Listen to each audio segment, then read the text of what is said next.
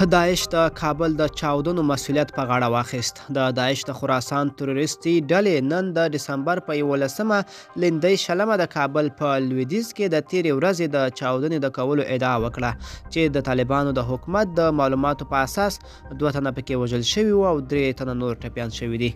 د سایټ د اطلاعاتو ډله خبري پاړه چې د ترهګرو ډلو فعالیتونه څاري د داعش خراسان ډلې له قوله لیکلي چې د تیرې ورځې د 3 چاودنو په ترڅ کې چې د کابل پر مسافر وړونکو بسونو شوي په لسګونه شیعه مذهب افغانان وژل شوي او ټپیان شوي دي.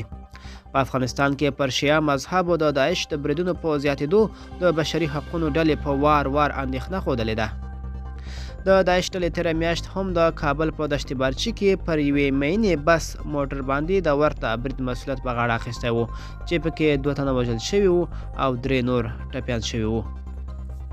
ملګرو دا زموږ چمتو شوی ویډیو د لا ښکلو ویډیوګانو لپاره زموږ په امیر پلس چینل سره اوسئ. تر بلې ویډیو ښه وخت ولرئ.